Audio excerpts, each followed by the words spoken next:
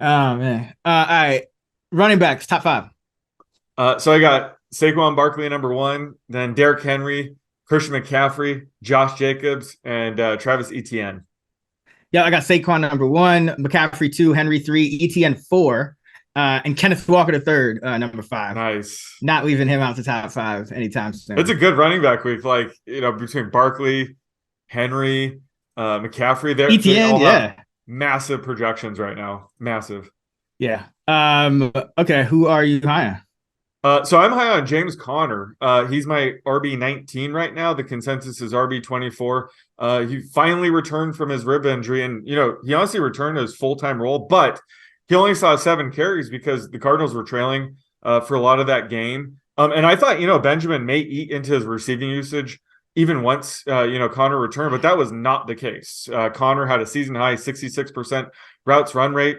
Caught 5 balls, only 19 yards, but that's going to be key against a good Rams defense is to be, involved in the passing game. So he's back in play as a mid-range RB2 type. There's 4 teams on bye this week, a lot of good running backs. We got the Ravens, Bengals, Patriots, Jets on bye this week. So, he's way up there in my projection just based on his underlying usage. Granted that, the Cardinals can keep this one closer, get him more carries, potentially a goal line carry or two. So I do like Conner. I think he's back. He's a good buy low candidate, in my opinion. And then I'm sticking with Rashad White this week. I said last week he's continuing to eat into Leonard Fournette's workload. The Bucks don't run the ball much, but he is still eating into his workload. He could leapfrog Fournette at any given moment. And he outrushed Fournette once again with one fewer rush attempt. And he chipped in 3 catches. So this week, with all those teams on bye, he's on that RB3 flex fringe. And he carries RB2 upside even if Fournette stays healthy the rest of the season. So he's a guy that I'm trying to stash in any leagues where he's still available. But I think he's kind of sneaky this week against the Seahawks. Bucks running game. What a shit show. Oh, yeah, I know. But that's what I'm saying. Like, Yeah. they got to mix. Not that White has been great as a runner, but they got to do something to Yeah. change it up. So just, having him start could be something that happens. I will go. Well, first of all, ETN. I'm high on him again. I feel like this every week with these young backs. I just love him. Watching ETN. I mean, he reminds me a little bit of Alvin Kamara. His first Oh, couple yeah. years in the league, he's just like he's not like he doesn't look super big or powerful, but he's just bouncing off everybody, like making everybody miss. And he's averaging 28 and a half touches the last 2 games. So whatever and they traded James Robinson. So this is not like a mirage. Like they obviously Yeah. intended to just feed this dude the football. And that's new for Doug Peterson. I mean, Peterson was known to have like these committees. So I don't know if it's ETN's talent or what, but he seems to love this guy. So, Kansas City, number 20 in run defense DVOA, 26th in DVOA on targets to running backs. Another great matchup for ETN to be the focal point of their offense. And I mean, this guy could have 30 touches in a game, if the game Yeah. is close. So love him. And another one is a guy everyone's kind of piling on, but Ezekiel Elliott. He's the consensus RB39. Like he's still gonna be the starter when he comes back. It's not. Unfortunately. Yeah, I mean, and listen, he hasn't been bad this year. He's just, Yeah. Pollard is just great. So, Yeah. but I still expect Zeke to come back to, if not, that 2/3, 66%, 65, at least 60, 55, 60% of the workload, and out snap Pollard. So I think, he still belongs as a, top 25 running back against this Packers defense that, by the way, is 31st in DVOA against the run. They just lost Gary to a season-ending Oh, injury. yep. So Brutal. their front, which was underperforming but still very talented, is now getting weakened. So and expect the Packer offense to do much because this Dallas defense is great. They're going to have an extra week to prepare for everything. So Zeke had an extra week to heal up. So I like Zeke. Pollard, but not like I think Pollard's too high and Zeke's too low. So I'm high on Zeke this week. Yeah, as somebody that has Pollard like every week, I do agree that Zeke's going to return that full-time workload. He's my RB24, but I saw Pollard as RB22. It's going to be a run funnel matchup, and I don't think the Packers will be able to keep up. So I think both could be RB2 plays this week. And it was fun getting that one game without Zeke. We saw Tony Pollard's upside. So at least we got one of those games. But when it comes to ETN, Are you worried at all about a negative game script No. against the Chiefs? Right. I I think mean, this. no, he got 28 touches in a game. They went Yeah. down 17 zip. They were literally down 17 nil. Yeah, no, I was teeing up. I agree. I obviously agree. But I mean, he's a legit pass catching back too. Like you Yeah. said, he does remind me of Kamara. This could easily be the first game we see him with 4 or more catches. So this will be the week where he's going to prove that he's game script proof. They've been able to lean on the run these past few games because it's been close. But even if they were to get behind by 10 or more, he's going to be very involved in the passing game. So this could be a spot where we see him break out as a pass catcher. Yeah, I mean, I think he proved it this week. They were dead in the water. The Raiders having problems with holding on leads, but like that game looked over in like the first half, and then he kept with it. So love him. Who you low on? This one seems like a gimme, but I'm low on DeAndre Swift.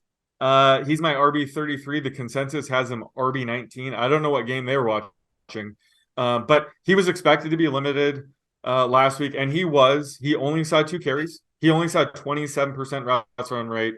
And the really concerning thing was his playing time decreased as the game went on. Yeah. And that was especially concerning because Craig Reynolds had to leave the game due to an injury. So that led to Justin Jackson seeing more playing time, but they left Swift on the bench. So that's not good. And we saw the Lions do this with Swift at the end of last season. Mm-hmm. He was able to return from injury, and they just had him in a limited role, just get him some reps. But they're probably looking for next year at this point. So can't trust him until we know for sure he's going to see close to the full workload. So I don't get the ECR being so high right now. And the other is Deontay Foreman. It looks like Chuba Hubbard could return to action this week. So this backfield is going to be pretty murky, but the one thing we know for sure is Foreman won't see much receiving work, especially with Hubbard back, but Hubbard could also eat into his early down work this week as well. So you're essentially banking on touchdowns with Foreman. And granted, he scored 3 touchdowns the last time he faced Falcons.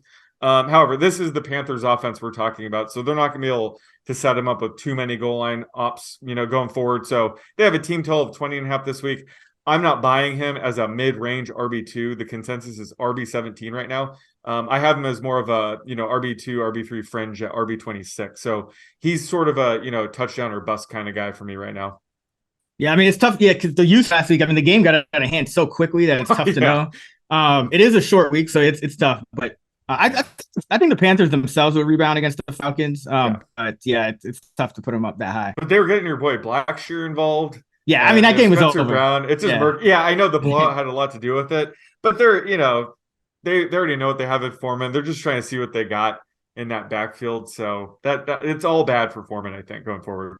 Yeah, and Swift, I mean, I guess you just have to pay attention to what they're saying, because they did kind of hint that they would limit him this week. So I think like there might be a point where they say, okay, like there's no restrictions, and then you got to bump him up, but until you get that confirmation, it's tough to have as an RB2. For me, I'll go with Miles Sanders. He's the consensus RB12.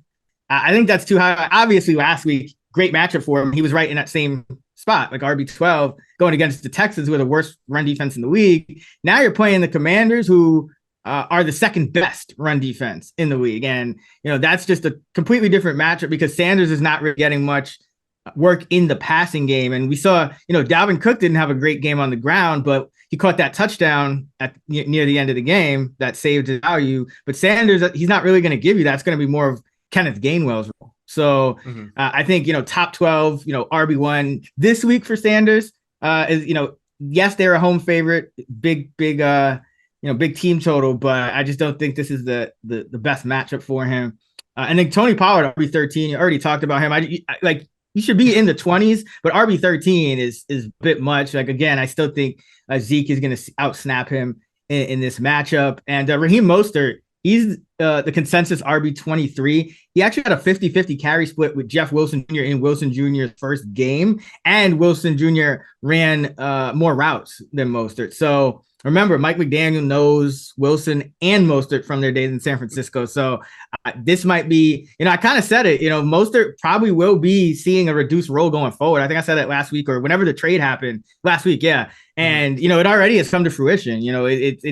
I think they're a little uncomfortable with Mostert, playing as much as he had no choice because whatever was going on with Chase Edmonds, they just were not obviously not with it. So yeah, Mostert RB23 I think is a little too high. Oh yeah, I'm with you there. And I was still a Mozart believer after that trade, but you called it. And we have to remember that this is like a 49ers scheme. So it's probably going to be a murky running back Yeah. committee the rest of the season. But I think both can provide, fringe RB2, RB3 value. I mean, this is a punt offense. They split the work down the middle of the first week, which is really good news for Wilson, because I would imagine going forward, he's only going to see more. But either way, they're seeing valuable touches. And they'll probably split, goal line work. So I think both have RB2 upside. And then if either one of them go down, we know who to start. So I think we still want to invest in this backfield, but it could be murky, similar to, 49ers running back committees in the past. Yeah, exactly. I think like ultimately they just want guys that can be interchangeable, So yep. That makes it tough. All right, what you got for the prop? So I'm going with the Bears running backs. We're going to have a rushing yard prop. It's David Montgomery minus 2.5 rushing yards versus Khalil Herbert plus 2.5 against the Lions. Against the Lions. And you said minus 2.5? Minus 2.5 Montgomery. I'll go the Herbert side. I know Montgomery had more carries again last week, but like I still think Herbert's just his efficiency is so much better, and I think that could easily just kind of flip because Montgomery's doing nothing with these carries. I mean, his yards per carry average went from 4.5 to 4.1 to 3.5 to 2.6 the last 4 weeks. So they said they were going to go with the hot hand, and Montgomery's really has not been the hot hand. So I think at some point, like you might get a situation where Herbert just like starts the game or something, that's I would love that. Out of the question. It just comes, very swiftly. Like we're watching Red Zone. It's like Herbert's just in there on the first drive. So yeah, I know Montgomery kind of had the edge in the past and even this week, but this is a tough run defense. We both talked about that. Tough run defense against Miami. So, but overall, I still think Herbert's been better. So, you mean the Lions? No, I mean Miami last week. Oh yeah. Both of them were unproductive. They do not have a tough. Yeah. No, this week. Yeah, this week. And it's better. Yeah. Yeah, last week. So they typically give Montgomery the first 2 drives, and then Herbert comes in. That was even before the hot hand thing. Yeah. Last week Herbert came in on the second drive, which was a new thing. So that is really kind of solidifying this being more of a true 50-50 split. Like you said, Herbert's been the better back, so he could actually leapfrog Monty at any given notice. Yeah, like I have Herbert, like he's like a 0.6 yards per carry better than Montgomery, which is crazy on the same team. I do factor, the offensive line yards before contact, and he still comes out a lot better.